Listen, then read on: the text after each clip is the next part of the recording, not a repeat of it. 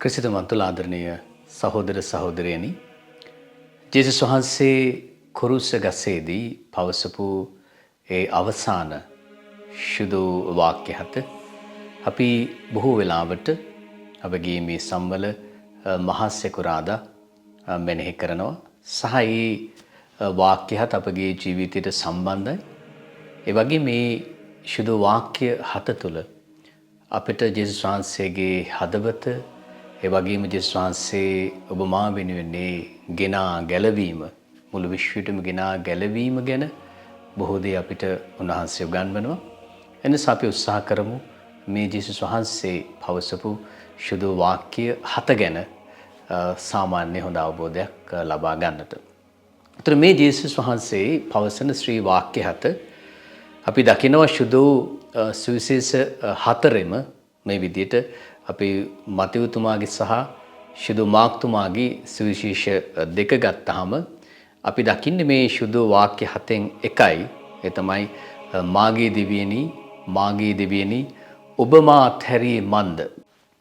එතන මේ ශුදු වාක්‍ය කොටස මාක්තුමා සහ මතයුතුමන් සඳහන් කරන්නේ ඇරමයික් භාෂාවෙන් සහ හීබ්‍රු භාෂාවෙන්.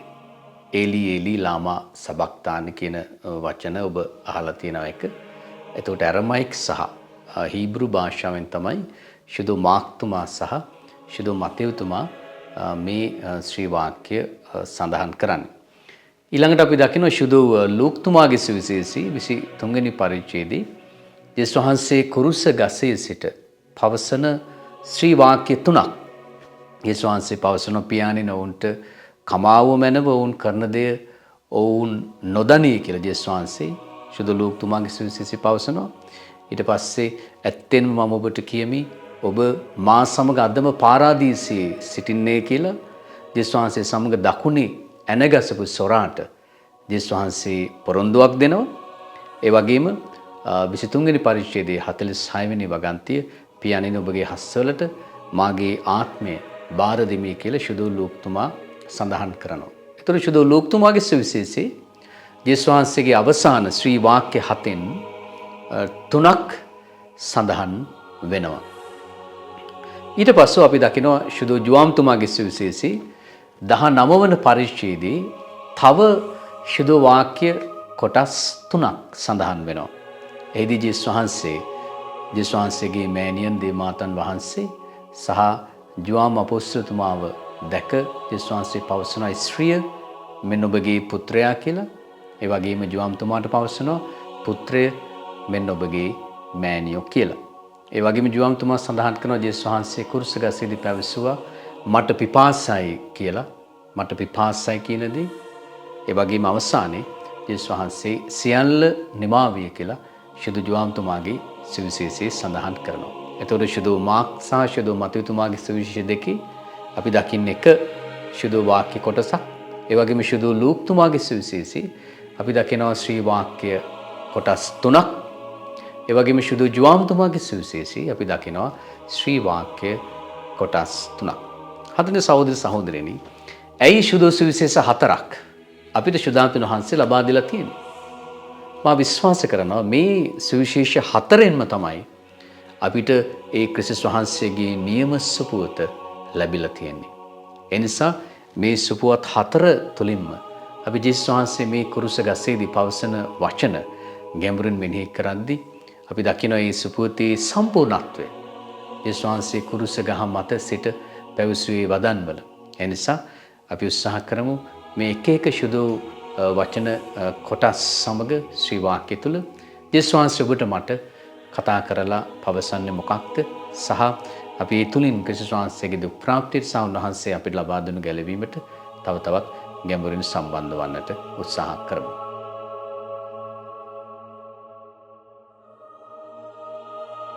පියාණනි, මොවුන් නොදැන කරන වරදට මොවුන්ට සමාව මැනව. ජේසුස් වහන්සේ කුරුස ගසේදී පවසන ශුදු වදන් ශුදු ලූක්තුමා අපිට පවසනවා ජේසුස් වහන්සේ ඒ වචන පැවසු බව. අපි මේ ශුදු වචනය ශ්‍රී වාක්‍ය ඇතුලේ දකින්න ආදරණීය සහෝදර සහෝදරියනි, ජේසුස් වහන්සේගේ සැබෑ හදවත, ජේසුස් වහන්සේගේ හදවත තමයි අපි දකින්නේ. ජේසුස් වහන්සේ මේ ලෝකයට මනුෂ්‍යයන් වන ඔබ මම වාසය කරන, පෞකාරයන් වාසය කරන මේ ලෝකයට මනුෂ්‍යෙක් වෙලා ඉපදෙන්නම ඔබව මාව ගලව ගන්නටයි. දෙවි කය අතහැරලා ජේසුස් වහන්සේ මනුෂ්‍යෙක් විදියට ඉපදෙන්නම ඔබ මා වෙනුවෙන් මැරිලා ඔබ මාව ගලව ගන්නටයි ආදරණීය සහෝදර සහෝදරියනි. එතකොට ජේසුස් වහන්සේ මේ පවසන වචන පියාණනි මොවුන් නොදැන කරන වැරදිවලට මොවුන්ට සමාව දුන මැනව කියන වචන අපි දකිනවා සම්බන්ධ වෙනවා. ජේසුස් වහන්සේ අපිට උගන්වපු ටිකක් කරන්නට අමාරු දෙයක් නේ. ජේසුස් වහන්සේ අපිට උගන්වනවා අපිට වරද කරන අයට සමාව දෙන්න, අපිට වෛර කරන අයට ප්‍රේම කරන්න සහ අපට සාප කරන අය උදෙසා යාඥා කරන්නට කියලා. ජේසුස් වහන්සේ මේදී අපට ඉගෙනුව විතරක් නෙමෙයි. ජේසුස් වහන්සේ උන්වහන්සේ උගන්වපු දේ උන්වහන්සේගේ මුළු හදවතින්ම මුළු ජීවිතයෙන්ම අපි දකිනවා කුරුස ගසේදී. උන්වහන්සේ කුරුසේ යන ගහන මිනිසුන් ගැන සහ උන්වහන්සේගේ ඒ සියලුම වේදනාවන්, සියලුම ඒ දුක් ගාවිනාවල් වලටනේ ඒවට ලක් කරන මිනිස්සු වෙනුවෙන් පවා උන්වහන්සේ මේ වෙලාවේදී කුරුස ගසේදී සිට යාඥා කරන පියාණන් වහන්සේට පියාණනි මොවුන් නොදැන කරන වරදට සමාව දෙන්නට කියලා. ක්‍රිස්තුස් වහන්සේගේ හදවත අපි දකින මේ ශ්‍රී වැකිය තුල පියාණනි මොවුන්ට සමාව දුන මැනව කියන දේ තුල ආදරණීය සහෝදර සහෝදරියන් වහන්සේ අපිට ආරාධනා කරනවා. ක්‍රිස්තුස් වහන්සේගේ ඉගැන්වීම් ජීවත් වන එක අපහසු දෙයක් ආදරණීය සහෝදර සහෝදරියන්. නමුත් අපිට මේ ශක්තිය ලැබෙන්නේ ශුද්ධාත්මන් වහන්සේ තුල පමණයි. ශුද්ධාත්මන් වහන්සේ අප තුල ජීවත් වන්නේ නැත්නම් ක්‍රිස්තුස් වහන්සේ අපිට ඒ වන්නපු වර්ධ කරන අයට සමාව දෙන්න, අපිට සාප කරන අය උදෙසා යාඥා කරන්න, වෛර කරන අයට ප්‍රේම කිරීම මේක අපි කිසිම කෙනෙකුට කරන්නට බැරි දෙයක් බවට පත් වෙන ආදරණීය සහෝදර සහෝදරියනි. ඒ වගේම තව කෙනෙකුට හිතෙන්නට පුළුවන් ජේසුස් වහන්සේ අපිට සමාව දෙන්නේ අපි මේ නොදැන කරන පව් වලට විතරක්ද කියලා නෑ නේ. අපි සාමාන්‍යයෙන් පාපයක් සිද්ධ වෙන්නත් අපිට මේ පාපේ පිළිබඳව අවබෝධයක් තියෙන්න ඕන. නේ අපි සිතාමතා පාපයක් සිදු කරන්නට ඕන.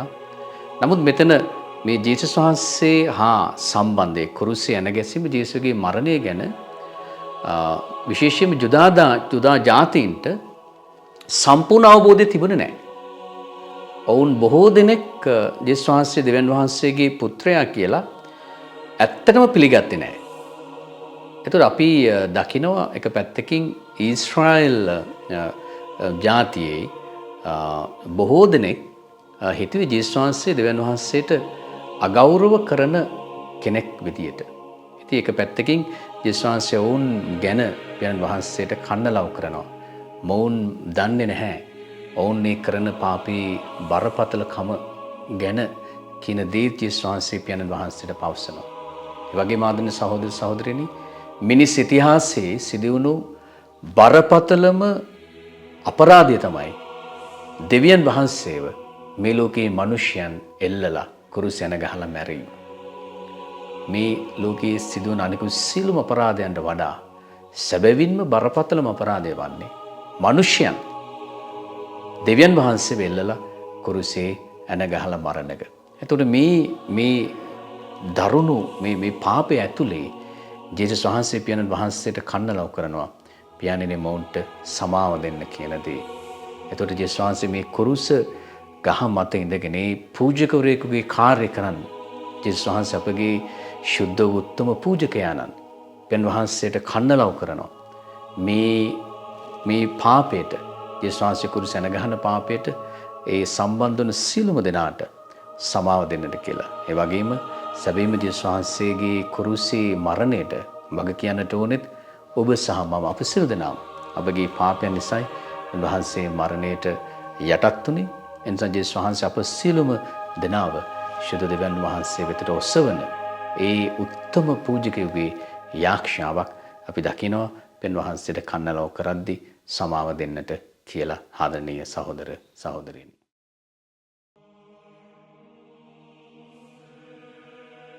ආදරණීය සහෝදර සහෝදරියනි, ජේසුස් වහන්සේ කුරුසේ ඇන ගහලා ඉද්දී දකුණු හොරාට දකුණු පස කුරුසේ ඇන ගහලා සිටපු සොරාට එක පොරොන්දුවක් දෙනවා. ජේසුස් වහන්සේ ඔහුට පවසනවා, අදම ඔබ මා සමග පාරාදීසයේ සිටින්නේ කියලා. මේක අපි දකින්නේ ශුද්ධ ලූක්තුමාගේ සුවිශේෂී.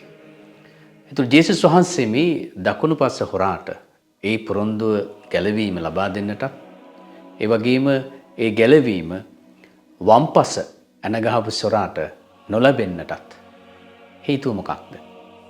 අපි දකින සුදු සුවිශේෂවල මේ දෙදෙනාම ජේසුස් වහන්සේ සමග කුරුසේ ඇන ගහන්නට රැගෙන යනවා. එතකොට මේ ජේසුස් වහන්සේ සමග යන ගමනේදී අපට අනිවාර්යයෙන්ම විශ්වාස කරන්නට පුළුවන් සිරේනී සීමොන් වගේ මේ දකුණු පැත්තේ ඇන ගහපු ඒ සොරාගේ ජීවිතයේ ඇතිවන සිත් හැරීම හෝ ඊට පෙර යම්කිසි හැකින් මේ ජේසුගේ දකුණු පැත්තේ ඇන ගහපු හොරා ජේසුස් වහන්සේ ගැන්වීම් යම් ආකාරයකින් කොහේ හෝ අසා තිබෙන්නටත් ඇති. හෝ ජේසුස් වහන්සේ කරපු ප්‍රාතිහාරයක් දැක තිබෙන්නට ඇති. කෙසේ හෝ අපිට විශ්වාස කරන්නට පුළුවන් මේ ජේසුගේ දකුණු පැත්තේ ඒ සිටපු හොරාගේ ඇතුළාන්තයේ සිදුවන ගැඹුරු මනස්ථාපනය. එතකොට ජේසුස් වහන්සේ මේ ගොල්ගොතාවට යන ගමනේදී මේ හොරා ජේසුස් වහන්සේ දෙස බලන්නට ඇති. ඒ වගේම කුරුස ගස්සේදී ජේසුස් වහන්සේ දෙවියන් වහන්සේට කරන යාක්ෂාව පවා මේ හොරාට ඇහෙන්නට ඇති. එතකොට මේ දකුණු පැත්තේ ඇනගහපු ඒ හොරාගේ ඇතුලේ සිදුවන ගැඹුරු මනස්ථාපනය නිසා මේ සොරාම වම් පැත්තේ ඉන්න සොරාට පවසනවා ජේසුස් වහන්සේට අගෞරව කරන්නට එපා කියලා. කියනවා අපි දුක් විඳින්නේ අපේ පව් නිසා. නමුත් මේ මිනිසයා ක්‍රිස්තුස් වහන්සේ ගැන පවසමින් ඔහු කියනවා කිසි වරදක් කරලා නැහැ කියලා. ඊට පස්සේ ඔහු පවසනවා ස්වාමිනේ ඔබ රාජස්සියෙන් වඩින කල මාවත් සිහි කරන්නට කියලා. එතකොට මේ දකුණු පස ඒ ඇනගහපු සොරා ජේසුස් වහන්සේව තමන් වහන්සේගේ ජීවිතයේ ස්වාමින් වහන්සේ විදිහට පිළිගන්නවා. උන්වහන්සේව අදහනවා. සහ ජේසුස් වහන්සේ තුලින් ලැබෙන ගැලවීම ගැන ජේසුස් වහන්සේ තුලින් ලැබෙන ගැලවීම ගැන මේ දකුණේ හොරා අදහනවා. ආදරණීය සහෝදර සහෝදරියනි. එනිසා මේක අපි විශ්වාස කරන්න අවශ්‍ය මේක ගැඹුරු මනස්ථාපනයක්. එහෙම නැතුව කුරුස ගසේදී සිදුවන එක වැකියක් එක වාක්‍යයක් පමණක් නෙමෙයි මේ දකුණේ ඇනගහපු හොරා පවසන්නේ. ක්‍රිස්තුස් වහන්සේ හා සාමාන්‍ය කාලයක් ඔහු ගත කරනවා ඒ ගමන යද්දී. එතකොට ඒ ඇතුලේ සිදුවන ගැඹුරු මනස්ථාපනයක ප්‍රතිඵලයක් විදිහට තමයි ඒ දකුණේ හොරා ඒ වචන පවසන. ඊට පස්සේ ජේසුස් වහන්සේ ඔහුට ලබා දෙන පොරොන්දුවක් අදම ඔබ මා සමග පාරාදීසයේ සිටින්නේ කියලා. ආදරණීය සහෝදර සහෝදරනි, මේ සම්බන්ධයෙන් අපි පොඩි සාකච්ඡාවකට යෙදුණ පියතුමල්ලා කීප දෙනෙක් මෑතක එතෙන්ද මට මතකයි අපගේ ආදරණීය කලන පීරිස් පියතුමා ලස්සන අදහසක් පැවසුවා. මොහු කුරුසියෙන් බැරි වෙලාවත් බහැලා ආවනම් මේ දකුණේ හොරා ඔහු ජීවත් වෙන්නේ අනිවාර්යයෙන්ම සකේවුස් වගේ අලුත් මිනිස්සෙක් වෙලා ජේසුස් වහන්සේගෙන් ලැබෙන ඒ ගැලවීම තුළ සැබෑ මනස්ථාපනයක් තුළ ආපසු පියන් වහන්සේ වෙතට ගිහිල්ලා අලුත් ජීවිතයක් පටන් ගන්නවා කියන එක කලන පීරිස් පියතුමත් පැවසුවා. ඒක ලස්සන අදහසක්. ඒක තමයි සත්‍ය. මේක ගැඹුරු මනස්ථාපනයක්. ආදරණීය සහෝදර සහෝදරියනි, මේ දකුණේ සොරාත් තුළ සිදුවන්නේ එදා කුරුස ගසේදී ඒ මනස්ථාපනයේ දැකලා තමයි ජේසුස් වහන්සේ පවසන්නේ ඔබ අදම මා සමග පාරාදීසයේ සිටිනවා කියලා. එනිසා ආදරණීය දේ පුතේ, අපි ජේසුස් වහන්සේගෙන් පමණක් ලැබෙන ඒ ගැලවීම ගැන අදහමු. ඒ දකුණේ හොරා ජේසුස් වහන්සේ ඔහුගේ ජීවිතයේ රජුන් ලෙස පිළිගත්තා. ස්වාමීන් වහන්සේ ලෙස පිළිගත්තා. ජේසුස් වහන්සේගේ ලැබෙන ගැලවීම ගැන ඇදහිව්වා සහ මනස්ථාපන ඇතුළුවා. එවැනි ජීවිතයකට අප සැමටත් ඇතුළු වන්නට අපි ස්වාමීන් වහන්සේට යාඥා කරමු.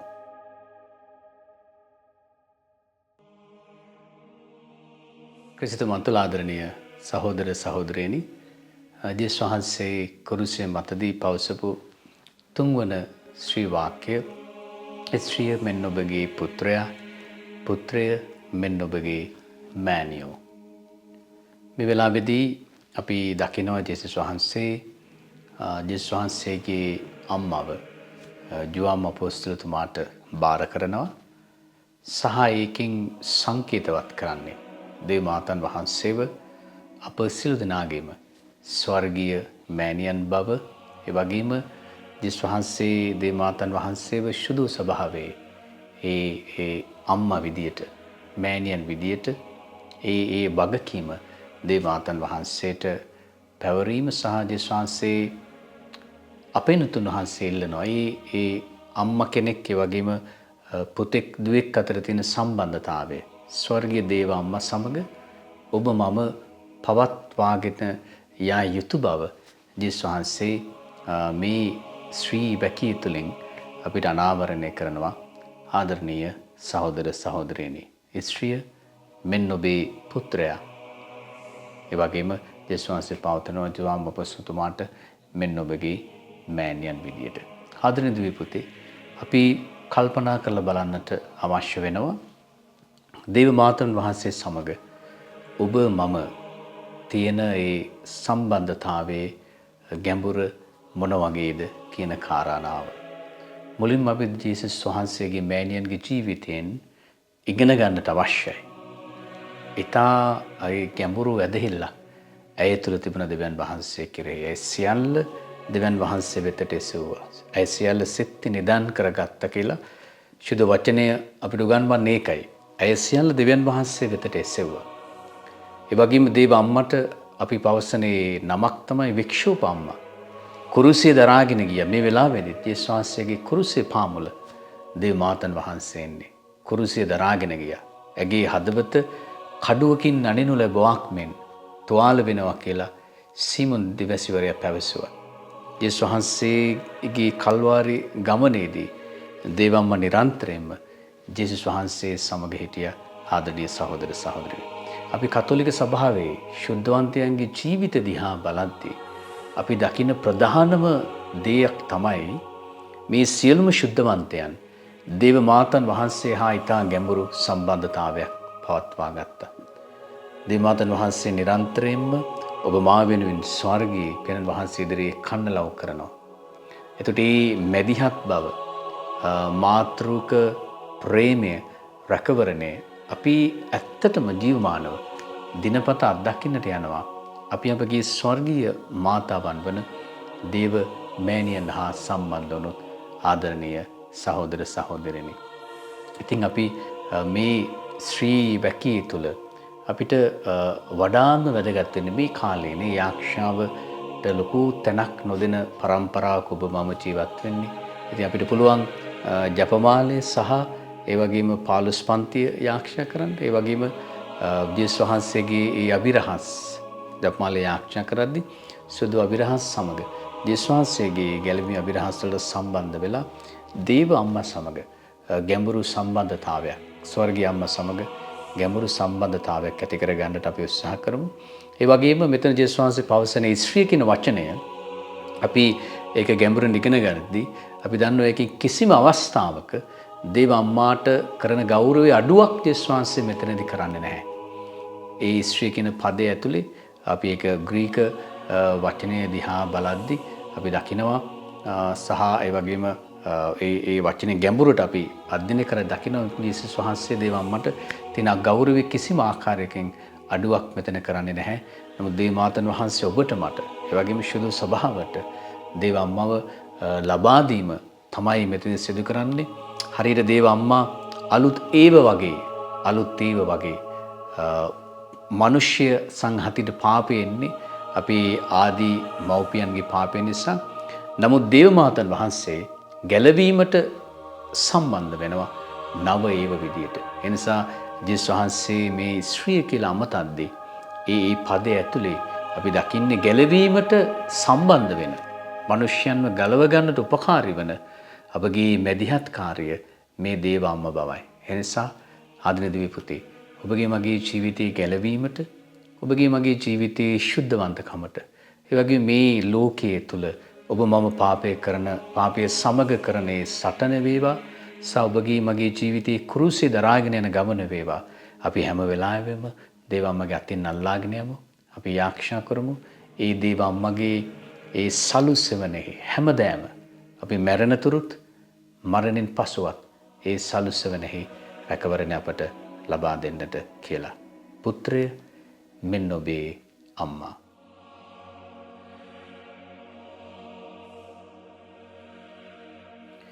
මාගේ දෙවියනි ඔබ මා අත්හැරියේ මන්ද. මේ ශ්‍රී වැකිය සඳහන් කරන්නේ ශුදු මාක්තුමා සහ මතෙව්තුමා. ශුදු මාක්තුමා මේක අරමයික් භාෂාවෙන්ම සඳහන් කරන උන්වහන්සේගේ සුවිශේෂී. ශුදු මතෙව්තුමා මේක හීබ්‍රු භාෂාවෙන් වැඩිපුර සඳහන් කරනවා.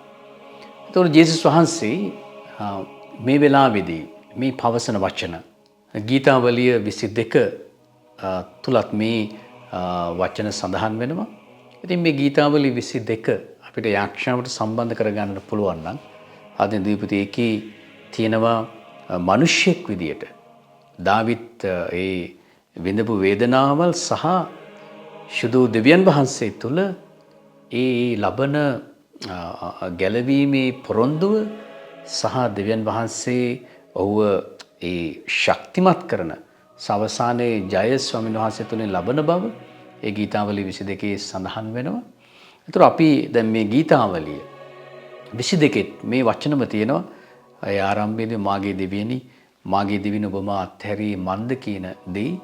ඉතින් ජේසුස් වහන්සේ ඇයි මේ වචන කුරුස ගහ මතදී පවසන්නේ ආදරණීය සහෝදර සහෝදරින් කෙනෙකුට හිතෙන්න පුළුවන් දෙවියන් වහන්සේ ජේසුස් වහන්සේව අමතක කළාද? එහෙම නැත්නම් ජේසුස් වහන්සේගේ මනුෂ්‍ය ස්වරූපයෙන්ද ජේසුස් වහන්සේ මේ කතා කරන්න කියලා අපි දන්නවා. ජේසුස් වහන්සේ සැබෑ දෙවියන් වහන්සේ, ඒ වගේම සැබෑ මනුෂ්‍යයා. ආදරණීය දීපති මෙතන සිද්ධ වෙන අපි දන්නවා. ජේසුස් වහන්සේ ඔබට මට ඒ වගේම පෞකාරයන්ට අපි හැමෝම පෞකාරයෝ ඉතා පුදුම විදියට ප්‍රේම කළා. ජේසුස් වහන්සේගේ ජීවිතයටම වඩා උන්වහන්සේ ඔබට මට ප්‍රේම කළානේ. ජේසුස් වහන්සේ එන්නම ඔබ මාව ගලව ගන්නට. ඒ නිසා ජේසුස් වහන්සේ කැමැත්තෙන්ම කුරුසේ මරණයට යන්නේ කුරුසේ පියාණන් වහන්සේගේ ශුද්ධ හස්තෙන් බාරගන්නේ ඔබට මට ඒ සමාව ලබා දෙන්නට. සියලුම පව් ජේසුස් වහන්සේ මතට අරගෙන ඔබ මා වෙනුවෙන් ජේසුස් වහන්සේ විපාකයේ ගෙවන්නටයි මේ කුරුස ගමනට ඇතුළු වන්නේ ආදරණීය සහෝදර සහෝදරියනි. එතකොට ජේසුස් වහන්සේ ඔබගේ මගේ පාපේ සියලුම ඒ කැත පාපේ සියලුම බර ජේසුස් වහන්සේ මතට ගත්තාම සම්පූර්ණ විපාකයේ ජේසුස් වහන්සේ ඔබගේ මගේ පාපයට විපාකයේ ගෙවන්නට යද්දී ඇත්තටම දෙවියන් වහන්සේ හා පාපය අතර තියෙනවනේ ලොකු වෛරයක්. අප නමස්කාර කරන්නේ ශුද්ධ දෙවියන් වහන්සේට. විශුද්ධ තනන් වහන්සේට. එතකොට ශුද්ධ දෙවියන් වහන්සේ පාපය කරන ඔබට මට සමාව දෙන ඔබට මට දයාවන්තයි. නමුත් පාපයේ එක්ක දෙවියන් වහන්සේට තියෙන වෛරයක්. එතකොට ජේසුස් ඔබගේ මගේ පාපය උන්වහන්සේ මතට මුළුමනින්ම අරගෙන ඒ පාපේ විපාකය ජේසුස් වහන්සේ ලබා ගද්දී එතන ජේසුස් වහන්සේට ඒ පියාණන් වහන්සේගේ නැත්වීමක් අත්දකිනවා. හේතුව ඒ විපාකයේ ඇතුළේ දුවේ පුතේ ජේසුස් වහන්සේ විපාකයේ උන්වහන්සේ මතට ගද්දී ඒ විපාකයේ ස්වરૂපය තමයි ජේසුස් වහන්සේගේ කටින් මේ වෙලාවේ එළියට එන්නේ. උන්වහන්සේට තේරෙනවා මේ විපාකයේ උන්වහන්සේ මතට ගද්දී ඔබගේ මගේ පාපේ ඒ බරපතලකම තරම් ඒ වෙලාවේදී ජේසුස් වහන්සේ පවසනවා පියාණනි ඔබ වහන්සේ ඇයි මා අතහැරී කියන එක. එතකොට ආදරණීය දී පුතේ මේක පියාණන් වහන්සේ ජේසුස් වහන්සේ සහ අපිත් සම්බන්ධ වෙනවා. ඔබගේ මගේ පාපේ බරපතලකම තමයි ඒ ජේසුස් වහන්සේට මේ මොහොතේදී දැනුනේ. ඒකේ විපාකය උන්වහන්සේ මතට එද්දී ඒ තාම බරපතල දෙයක් බව. අනේදී ස්වාමීන් වහන්සේගේ ශ්‍රී මුඛයෙන් පිට වෙනවා. උන්වහන්සේ අත්දැකීම ඒ ගීතාවලියේ වචන ඇතුලේ මාගේ දෙවියනි ඔබ මාත් හැරී මන්ද කියලා පවසනවා. ආන්නේ දීපති. ඒතර ඔබගේ මගේ පාපේ බරපතලකම තරම් ගැඹුරුයි. ඉතින් අපි ස්වාමීන් වහන්සේට ස්තුතිවන්ත වෙමු. ජේසුස් වහන්සේ නමස්කාර කරමු. උන්වහන්සේ මේ ඔබගේ මගේ විපාකය උන්වහන්සේම මතට ගත්ත නිසා.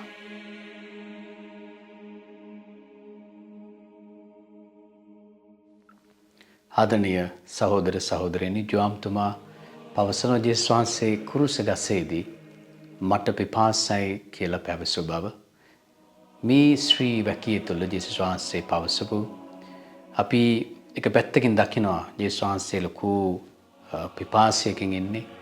ජේසුස් වහන්සේගේ ශරීරයෙන් ගොඩාක් ලේ පිට වෙලා ඇවිද්දි ඉතා බරපතල ශාරීරික පිපාසයක් තුළ ජේසුස් වහන්සේ හිටියා. නමුත් අපි ජේසුස් වහන්සේගේ ජීවිතය දිහා ජේසුස් වහන්සේගේ ආශාව දෙස බලද්දී ජේසුස් වහන්සේ සැබවින්ම සිටින්නේ ලෝකයේ සියලුම ආත්ම ගලව ගැනීමේ පිපාසයෙන්. ඔබට මතක ඇති අපි දකිනවා ජෝම්තුමාගේ සුවිශේෂයේ ජේසුස් වහන්සේ සොයාගෙන යනවා අර පාපයෙන් පිරුණු සමාරියේ ස්ත්‍රියව. ඒ වෙලාවේදී ජේසුස් වහන්සේ ගෝලයන්ට කියලා තිබුණ ගිහිල්ලා පාන් අරගෙන එන්න කියලා කැමත. නමුත් ඒ සමාරියේ ස්ත්‍රියගේ සිත් හැරීම නිසා ඇය අනිත් ඒ කුඩා ගමේ ඇයට විරුද්ධවම කතා හදපු ඇයව විනිශ්චය කරපු ජනතාව ළඟට මේ ජේසුස් වහන්සේ ගැන ඇය කතා කරන්නට ගියා. ඒ සිත් හැරීම ගැන ජේසුස් වහන්සේ කොච්චර සතුටු වුණාද කියනවා නම් අපි දකිනවා ජේසුස් වහන්සේ අර ගෝලියෝ පාන් ගෙනාවට පස්සේ ජේසුස් වහන්සේ පාන් කන්නේත් නැහැ. ජේසුස් වහන්සේ කියනවා මගේ ආහාරය නම් මගේ කෑම නම් දෙවි පියාණන් වහන්සේගේ කැමැත්ත ඉටු කිරීම බව. ජේසුස් වහන්සේ මේ පිපාසය කුරුස ගසේදී ජේසුස් වහන්සේ මට පිපාසයි කියලා පවසද්දී ආදරණීය දෙවි පුතේ අපිට දැනෙන්නට ඕන ජේසුස් වහන්සේ තුල තිබුණු පිපාසය ඔබ මාව ගලවන්නට. ඒතර ඔබගේ මගේ ආත්මය ඊතරම් වටිනවා. අපි මුළු ලෝකෙම ලබා ගත්තත් වැඩක් නැහැ. ආදරණීය දෙවි පුතේ ඇත්තටම ඔබගේ මගේ ආත්මය නැති කර ගන්නවා නම්. එනිසා ජේසුස් වහන්සේ අපිට උගන්වන්නේ අන්ධයෝ වගේ හරි කමක් නැහැ. මේ පාපෙට වැටෙන්න හේතුව ඇහැනම් ජේසුස් අවස්ථාවක නේ පවසන ඇහැ උගුල්ල දාලා හරි කමක් නැහැ. අන්ධයෝ වගේ හරි කමක් නැහැ ස්වර්ග රාජ්‍යයට එන ගැලවීම. ආත්මීය ගැලවීම. හේතු දෙවි පුතේ මේ ආත්මී පැවැත්ම සදාතනිකයි. සදාතනිකයි. ඒ නිසා වඩාත්ම වැදගත් වන්නේ ශ්‍රේෂ්ඨතම වන්නේ ආත්මීය ගැලවීම. ඒතු ජේසුස් වහන්සේ මේ කුරුස ගසේදී මට පිපාසය කියලා කියන්නේ ඔබගේ මගේ ආත්මීය ගැලවීම ගැන ජේසුස් වහන්සේට තිබ්බ පිපාසය. ඒ පිපාසය නිසා දෙවි පියාණන් වහන්සේ ජේසුස් වහන්සේ සියල්ලම නැති කරගත්තා. ජේසුස් වහන්සේ මහා වේදනාවක් විඳලා ලැජ්ජා වෙලා ඔබට මට ගැලවීම ලබා දෙන්නට කුරුස ගසට ගියා. ආත්මීය දීපති පිපාසය. එදා සමාරිය ස්ත්‍රීව හොයාගෙන ගියා වගේ, සකේවුස්ගේ නිවසට ගියා වගේ, පෞකාර ස්ත්‍රියට සමාව දුන්නා වගේ දෙවි පුතේ කුරුස ගසේදී අප සියලුම දෙනාම වෙනුවෙන් ජේසුස් වහන්සේගේ සුවිශේෂී පවසනවා දවසක් එනවා. ඒ දවසේදී මාව පොළවෙන් ඔසවනවා. ජේසුස් වහන්සේ මේ කතා කරන්නේ කුරුසය ගැන. ඒ දවසේදී මම ඔබ සියලු දෙනාම මා වෙතට ගන්නවා ගැලවීම. ජේසුස් වහන්සේ මට පිපාසයි කියලා කියදී දුවේ පුතේ උන්වහන්සේ පවසන්නේ ඔබගේ මගේ ආත්මයේ ගැලවීම ගැන තියෙන පිපාසය, ගලවන්නට තියෙන පිපාසය ගැන. ජේසුස් වහන්සේට ඊතරම් පිපාසයක් තියෙන ඔබගේ මගේ ආත්මයේ ගැලවීම ගැන. ඔබ මම ඔබගේ මගේ ආත්මය ගැන කල්පනා කරනවාද? ඔබගේ මගේ ආත්මය මොන මට්ටමකද තියෙන්නේ කියලා ඔබ මම කල්පනා කරනවාද? ඔබගේ මගේ ජීවිතේ මරණී පාපෙ දෙස බලනවාද? අපි ශාරීරිකව මේ ලෝකේ හොඳට ජීවත් වුණාට ආත්මයේ කෙතරම් කිලිටි වෙලා මරණීය පව් ඇතුලේ ජීවත් වෙනවද? ආත්මයේ මැරිලා වගේද කියලා ඔබ මම කල්පනා කරනවද දුවේ පුතේ?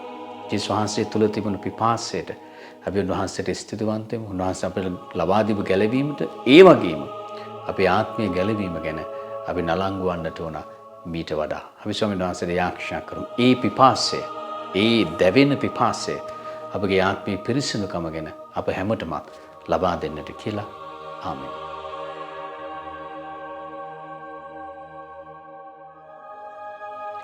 ක්‍රිස්තුමතුල ආදරණීය සහෝදර සහෝදරියනි, ජේසුස් වහන්සේ කුරුස ගසේදී පවසනවා සුදුජුවම්තුමාගේ සුවිශේෂයට අනුව මැරෙන්නට මොහොතකට ඉස්සර වෙලා උන්වහන්සේ සියල්ල සම්පූර්ණයි කියලා.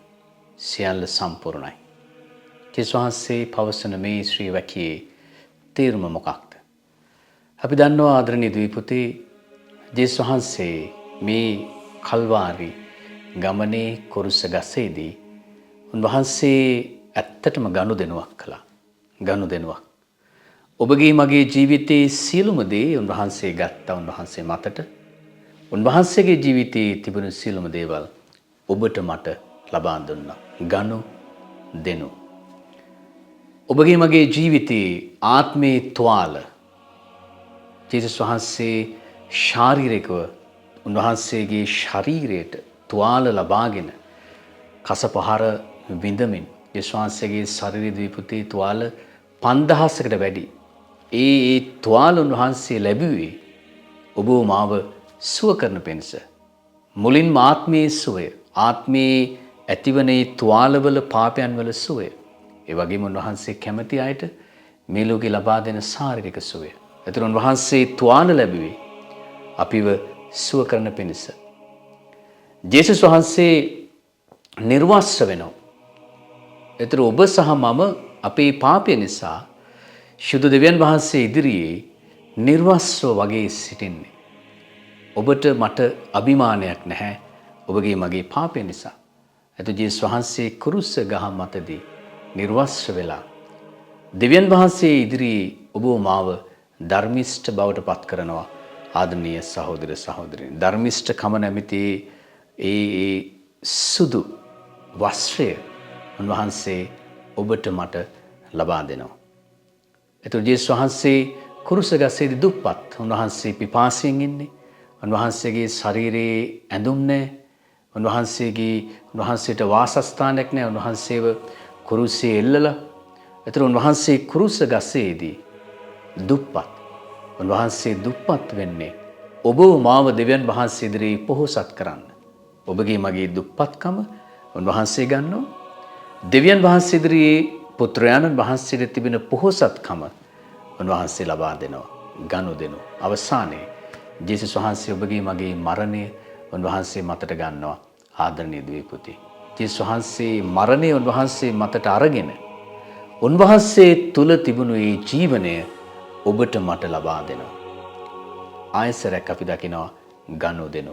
ආදරණීය දීපුතේ, ඔබගේ මගේ ජීවිතයේ සියලුම අසම්පූර්ණකම, සියලුම දේවල් ජීවිතේ පාපෙක්ක සම්බන්ධ වන සියලුම දේවල්, ආත්මේ තුවාල, ආත්මය ඒ ගෙවිය යුතු විපාකයේ මේ සියල්ල උන්වහන්සේ මතට අරගෙන උන්වහන්සේ තුල තිබුණු දේ, පියනන් වහන්සේ ඉදිරියේ තිබෙන සියලුම දේ උන්වහන්සේ ඔබට මට ලබා දෙනවා.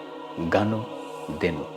කල්වාරි කඳු මුදුනේදී සිදුවුනේ දීපුතේ මේ ගනු දෙනු. ඒ අවසානයේදී සියලුම මිල ගෙවීම් කෙරුවට පස්සේ ජේසුස් වහන්සේ පියනන් වහන්සේට පවසනවා සියල්ල සම්පූර්ණයි කියලා. දීපුතේ, කාවද ජේසුස් වහන්සේ සම්පූර්ණ කළේ? ඔබව මාව. ගැලවීමට අවශ්‍ය කරන සියලුම දේ උන්වහන්සේ සම්පූර්ණ කළා. ඒ ගනුදෙනුව උන්වහන්සේ 100% සිදු කළා.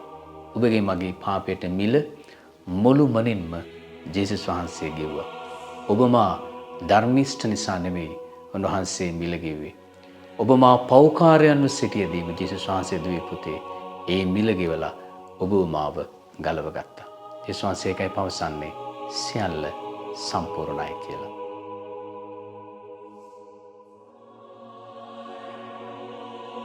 ජේසුස් වහන්සේ අපිට ඉගැන්වුවා මිනිසෙකුගේ හදවතින් උතුරා යන දෙය කටින් පිටවන බව, හදවතින් උතුරා යන දෙය කටින් පිටවන බව. ඒ වගේම සාමාන්‍යයෙන් අපි දන්නවා මිනිසෙකුගේ කටින් වැඩිපුරම පිටවෙන දේ ගැන තමයි මිනිසෙක් වැඩිපුරම ඔහුගේ ජීවිතයේදී නලංගු වන්නේ. ඔබට පුළුවන් ඔබගේ ජීවිතයේ දෙස බලද්දී හිතන්න ඔබගේ කටින් වැඩිපුරම පිටවෙන වචනය මුදල් නම් ඔබ වැඩිපුරම නලංගු වෙන්නේ මුදල් ගැන. ඔබගේ කටින් වැඩිපුරම පිටවන වචන අධ්‍යාපනය නම් ඔබ වැඩිපුරම නලංගු වන්නේ අධ්‍යාපනය ගැන. මේ සම්බන්ධකම් නම් ඔබ වැඩිපුරම නලංගු වන්නේ සම්බන්ධකම් ගැන. ජේසුස් වහන්සේගේ මුවින් කටින් වැඩිපුරම පිටවුණු වචනේ මොකක්ද? කෙනෙකුට හිතෙන්න පුළුවන් ඒ ප්‍රේමය, සමාව, සාධාරණත්වය, ඔය ඒ වගේ වචනයක් කියලා නැහැ.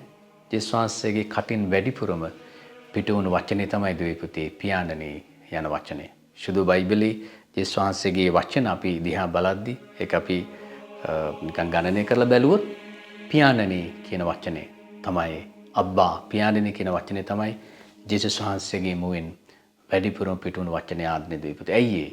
ජේසුස් වහන්සේගේ හදවත ජේසුස් වහන්සේගේ හදවතේ පියාණන් වහන්සේගෙන් තොර දෙයක් තිබුණේ නැහැ. ඒකයි ජේසුස් වහන්සේ කියන්නේ මගේ කෑම පවා මගේ ආහාර මගේ කෑමත් පියාණන් වහන්සේගේ කැමැත්ත ඉටු කිරීම බව. ජේසුස් වහන්සේ පවසන්නේ ඒකයි මිනිසයා කෑමෙන් පමණක් ජීවත් වන්නේ නැහැ. දෙවියන් වහන්සේගෙන් නික්මෙන වචන වලින් මිනිසයා ජීවත් වෙන බව. ඒතර ජේසුස් වහන්සේගේ ඒ මුවින් පිටවන වචන අපි මුලින්ම දකිනවා ජේසුස් වහන්සේ දිව අම්මට පවසනවානේ. ඇයි ඔබ මාව සොයන්නේ? මම පියාණන් වහන්සේගේ මන්දිරයේ සිටිය යුතු බව ඔබ නොදන්නේද කියලා. ජේසුස් වහන්සේට එතකොට වසර 12යි වයස. එතකොට ජේසුස් වහන්සේ කියන මම පියාණන් වහන්සේගේ මන්දිරයේ සිටිය යුතු බව ඔබ නොදන්නේද? ජේසුස් වහන්සේගේ ඒ පළවෙනි වචන කීපය සුදු බයිබලයේ සඳහන් වෙන.